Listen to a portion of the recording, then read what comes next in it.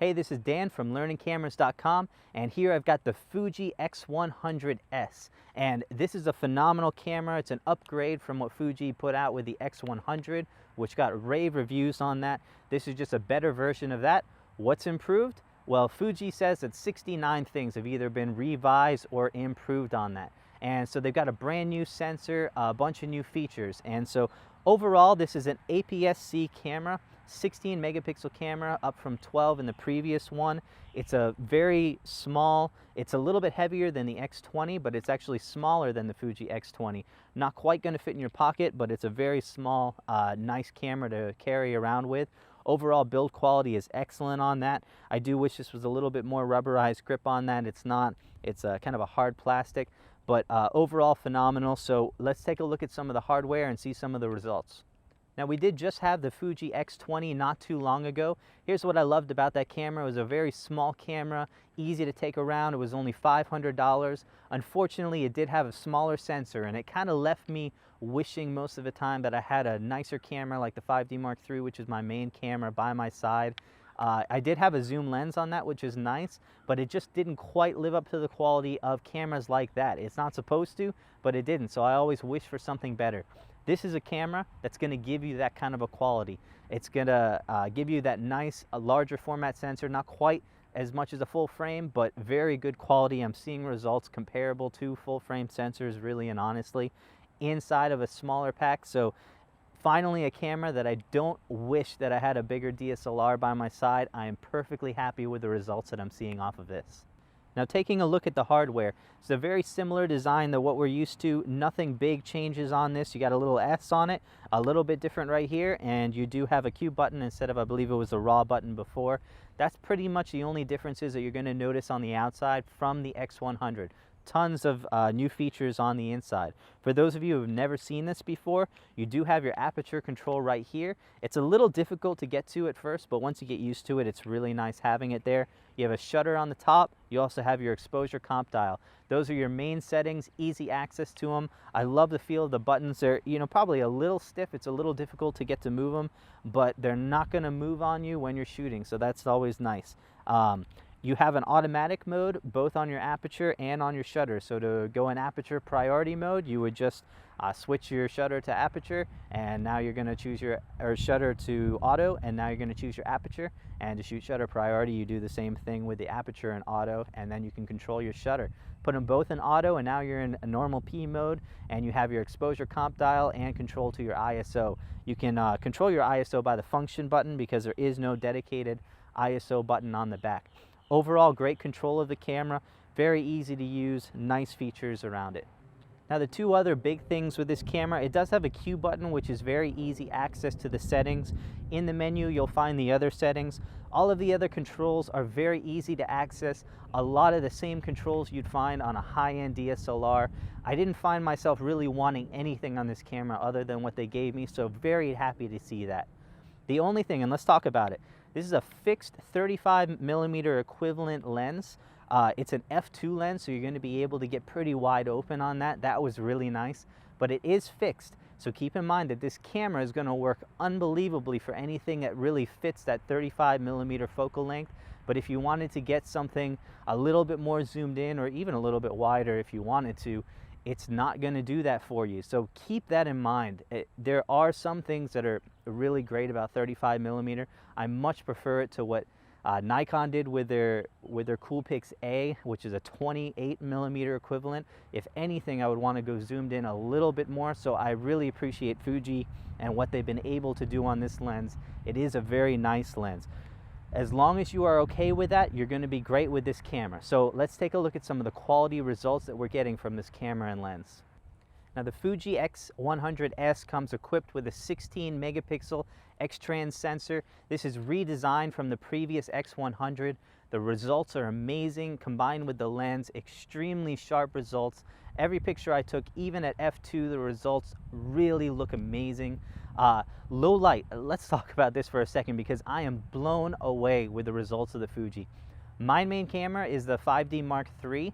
The Fuji, I really think, is a better low light performer than I'm getting on the Canon.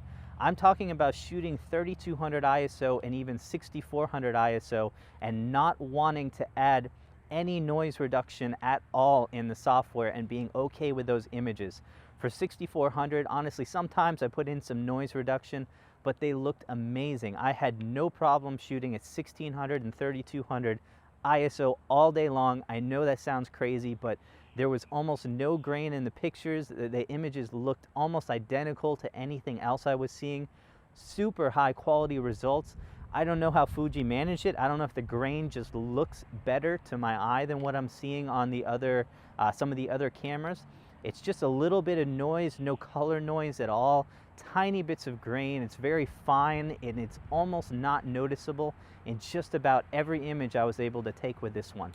Now, dynamic range is also very impressive on this.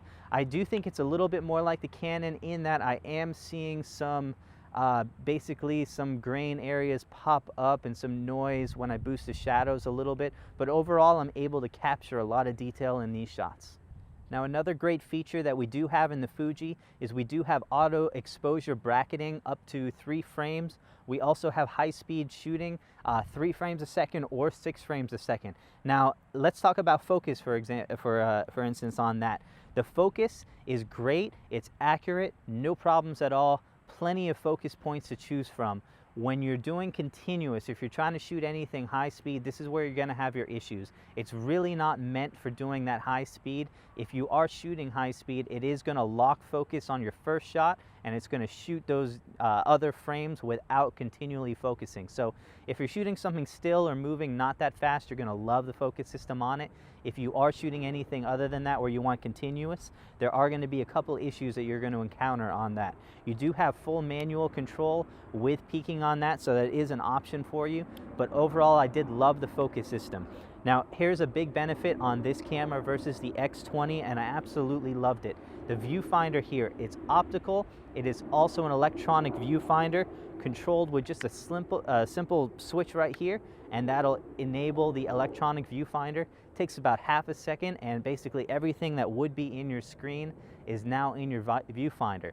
I loved having this. This was amazing. You have 3 ways of looking at your image, either on the screen, optically in the viewfinder, or electronically in the viewfinder. No better way to do that on that. I wish every camera came with that kind of a system on it. Overall, the optical is going to be a little off axis, and so the electronic viewfinder was very nice to enable when focusing. Something that was big on the X100s that we did not have on the X20 is that because of the electronic viewfinder, we're able to see all of our focus points exactly like they should be. We're able to resize those focus points into very small range and see exactly what we're focusing on that. Now, the movie mode is also going to be a little bit better than what we have on the X100, also on the X20, because even though we do not have full manual control, we do have some control over that. I can actually still choose my aperture. I can't choose my shutter or my ISO. Those are the only limiting factors on that. And I do have exposure comp. So I do have some control, much better than what I was used to, but I would love control of my shutter speed so that I can't record, you know, anything like 1,000 frames a second or anything like that. It does have a built-in ND filter, which is nice. So you can tone down the amount of light that's going to be coming into the camera on that one. It is autofocus during that time as well, and it worked okay, nothing great, but it was able to basically track some general subjects on that. It does shoot at 60 frames a second as well as 30 frames a second at 1080p, so that is another additional nice feature on that. You know, the Fuji X100s is also filled with a bunch of cool features. It's got some film modes in it that it basically just creative filters that you can add on to the image. Double exposure, you have a panoramic mode, a lot of fun stuff to play around with. So, you know, overall this is a phenomenal camera. Great build quality on it. I do wish that the grip was a little bit more rubberized. It's kind of a hard plastic. That's really the only thing with it. Images are so sharp at even at f2. Great results on that one. Good dynamic range on it. The only weaknesses I will say, well, actually I'm amazed at the low light results. I just can't get over the fact that my images look so good at 3200 and 6400 ISO. I'm not used to seeing results like that. great job on Fuji for that. So the only thing is that it's a fixed 35mm lens. Keep that in mind. This is a $1,300 camera that's going to do one thing extremely well. Now, to put that in perspective, you can absolutely, and I have spent $1,300 on a 35mm lens without the camera. So getting the camera as well is kind of a big bonus on that. And so you can think of it relatively as a cheap item when you think of it like that. But overall, it's a pretty expensive camera that's not going to get any kind of zoom or an interchangeable lens on something like that. Keep that in mind.